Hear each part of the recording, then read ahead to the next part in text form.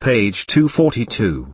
So Marty cleans up and goes downstairs, where Sister Linda and Brother Dave are having breakfast. They appeared the same facially, but everything surrounding them, from their clothing to the furniture, was different. The takeaway here is that Brother Dave is loaded and likes business, and Sister Linda is slightly less slutty, which I guess we're supposed to think is better, but whatever, man. Nothing wrong with having sexy fun with people.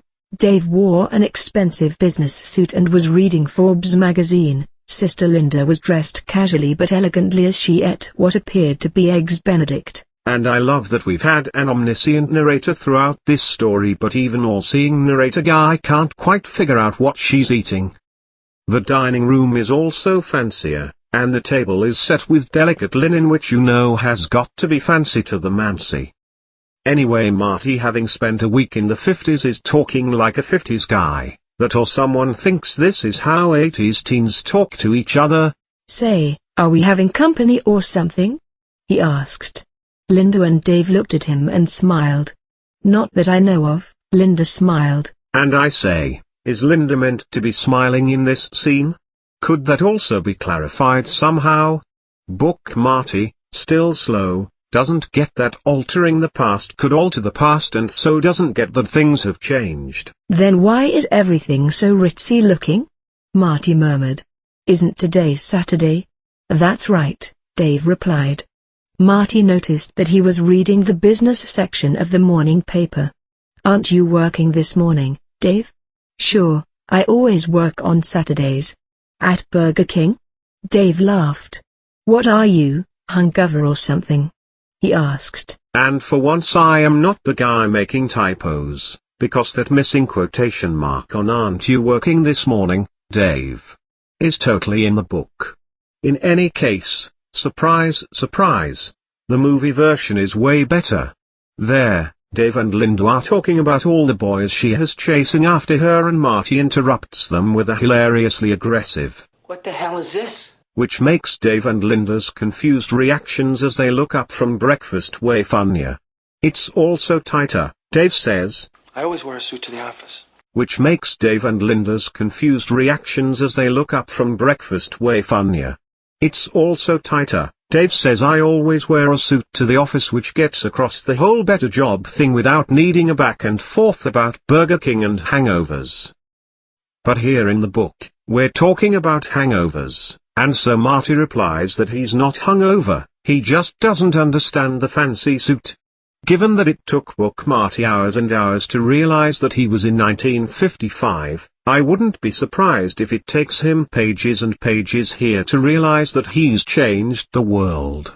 Let's just peek. What, there's only 6 pages left. Pretty cool. Page 243.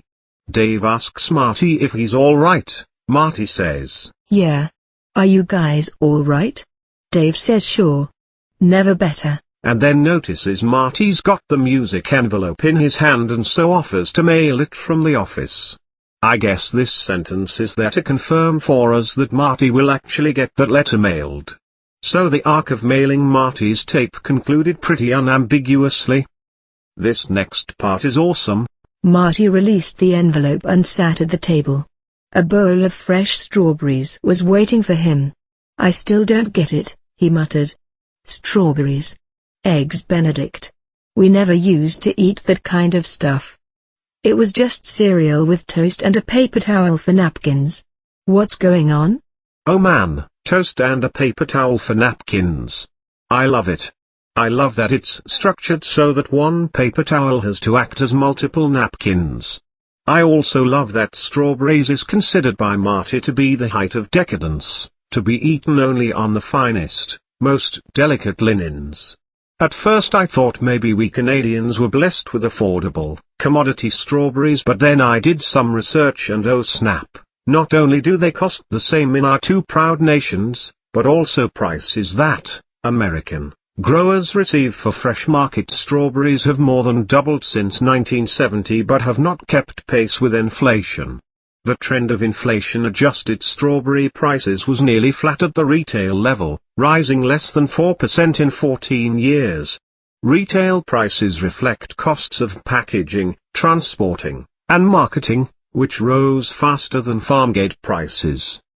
Strawberries have been a pretty affordable fruit for a long time, dudes.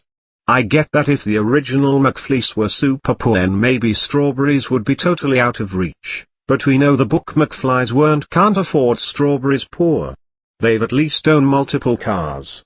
Plus they bought a whole ton of peanut brittle like it wasn't even a thing. Hey, while you and I have had this strawberries conversation, Marty has been eating his big bolo berries, and halfway through his strawberries, he heard his parents' voices from the hallway.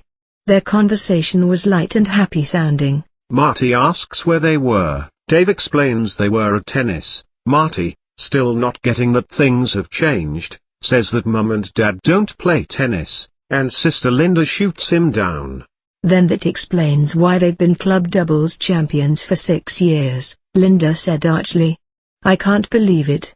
Where have you been? Linda demanded.